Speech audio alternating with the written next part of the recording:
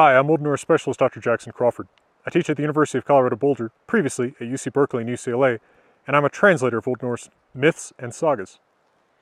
Today what I want to look at are the famous raven flags of the Vikings that have also been popularized by certain television shows and such lately.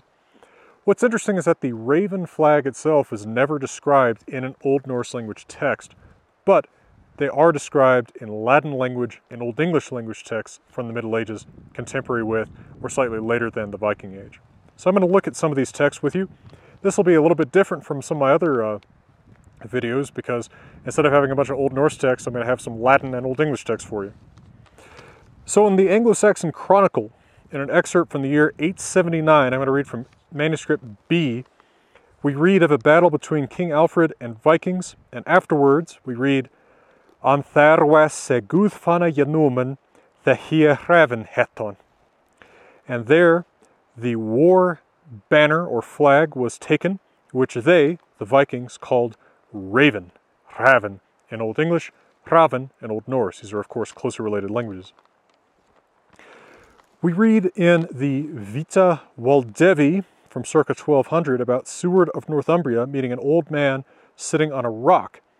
And there we see what might be the original Old Norse name of this flag, but rendered in a somewhat Englicized, somewhat Latinized form.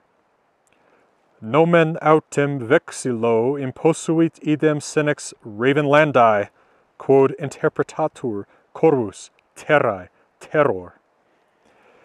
And the old man gave the same flag the name Ravenlandi, which may be a, again, Anglicized and then Latinized form of something like Old Norse Ravenlands Auga, that would be Ravenland's eye. I think perhaps a little bit more likely Ravenlands Agi or something like that, Ravenland's terror, because it then says quod interpretatur corvus terrae terror, which is interpreted as Raven, terror of the land.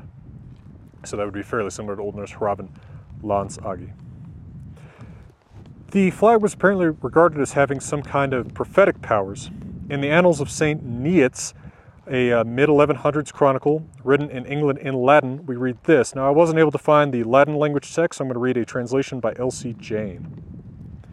And there they took no small spoil, and in that battle they took also the standard which they call the Raven.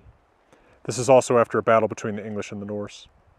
Now it is told that the three sisters of Ingvar and Hubba, the daughters of Lothbrok, weaved that banner and completed it entirely between dawn and dusk on a single day.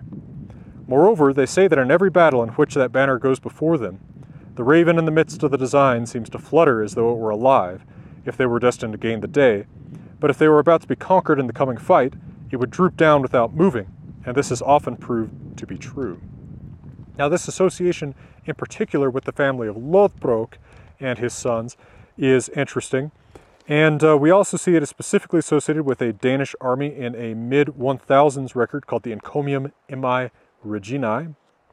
I'll read that in Latin and then with my English translation. Eni muero dum esset simplissimo candidissimoque in textum serico nulliusque figurae in eo inserta imago. Tempore belli semper vidabatur chorus axin textus, in victoria svorum quasi hians ore excutiensque allas, instabilisque pedibus, et suis de victis quietissimus totoque copre demissus, quod verquivens turhil auctor primi preli pugnemus inquit, viriliter soti nihil nobis erit periculi, hoc denique testatur instabilis corvus presagientis vexili. I hope all you Latin folks are forgiving my probably halting Latin pronunciation, but here's how I would translate that. For in truth, while it was woven of the simplest and whitest silk, with no image upon it, in time of war a raven was always seen embroidered in it. In their victory, it would be as if it had an open mouth and flapping wings and restless feet, and in their defeat, it was most quiet and most downcast, or downcast in all of its body. Seeking this omen, Torkil, which is probably a representation of an Old Norse name like Thorkel, beginner of the first battle, said, "Let's fight. Manfully, my comrades. There will be no danger to us." This movable raven testifies again from its presaging flag. So this is an interesting tradition that may well be a legitimate Viking artifact that once existed, but it is, again, curious that it's not mentioned in any Old Norse text. Probably the closest thing to a mention is in Thorstein's Saga Sidurhaldssonar, chapter 2, in a battle in Ireland alongside Sigurður Jarl. We see this. Þar fellu þrír merkismenn Jarls og þó bað Jarl Thorstein bera merkið. Thorstein svarar, ber sjálfur krokk þín, Jarl. There fell 3 flag bearers of the Jarl, the leader, the nobleman, and then the Jarl asked Thorstein to carry the flag. And Thorstein answered, as anyone probably would, "You bear your own crow, Jarl." That may indicate that this is in fact something like that raven flag, as there doesn't seem to be any other reason to call a flag a crow. But if so, that is the only hint that I've been able to find of the raven flag of the Vikings written down in Old Norse itself. So was it called the Hraven Landsagi or something like that? I think that's quite likely. Pretty cool item. How exactly it might have looked is hard to say, but of course there's some popular designs today that take an imaginative interpretation of what that design might have been.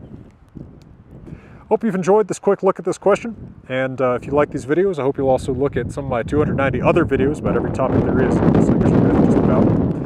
I've also translated the Poetic Edda and the Saga of the Volsungs, including the Saga of Ragnar Lothbrok, if you want to learn a bit more about Lothbrok lore. And soon my Wanderer's Hovel will come out with the Old Norse text and facing English translation, along with commentary on the Old Norse text by me. If you like these videos and want to help me make them for free in beautiful places where it snows in early summer, you can check out my Patreon page, where there's a lot of little perks like a word of the day, and I do some other requests for folks there too. Anyway, folks, from the heart of the San Juans, a beautiful Colorado, I'm wishing you all the best.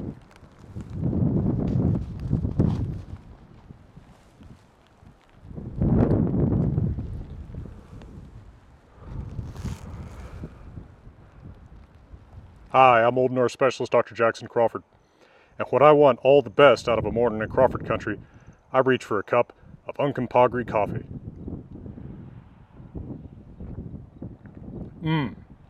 All the better from beautiful Colorado. I'm wishing you all the best.